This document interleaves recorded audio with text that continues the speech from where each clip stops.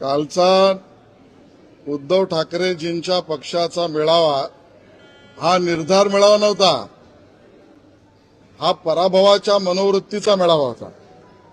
मग ट ला ट, फ ला फ, उसनं आणलेलं अवसानरूपी बळ, स्वतःचं केडर, कार्यकर्ते, नेते, नगरसेवक, आमदार सोडून चाललेत, त्याची जळजळ, फडफड, आणि सगळ्यात महत्वाचं म्हणजे अमित शहाजींच्या नावाची भीती आणि घाबरलेल्या अवस्थेमधला हा पराभूतांचा मेळावा होता आणि त्याच्यापेक्षा वर्णन करता येणार नाही।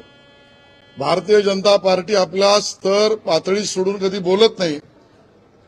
आमची ती प्रथा परंपरा संस्कृती नव्हे, महाराष्ट्राची सुद्धा ही प्रथा परंपरा नव्हे, पण ज्यांना त्याच भाषेत कळत असेल तर उद्धवजी कोणाला तरी अॅनाकोंडा म्हणत असतील तर उद्धवजी तुम्हाला का आयत्या बिळावरचा नागोबा म्हणायचं?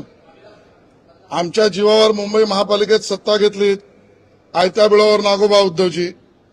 व राज्यामध्ये आमच्या जीवावर, आमच्या मेहरबानीवर सत्तेत बसलात, आयत्या बिळावर नागोबा।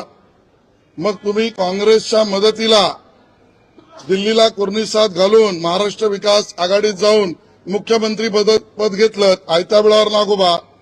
आणि आता कुठेतरी शिवतीर्थाकडे जात आहेत, हे सुद्धा आयत्या बिळावर नागोबा असं आम्ही म्हणायचं का? हा आमचा प्रश्नचिन्ह आहे।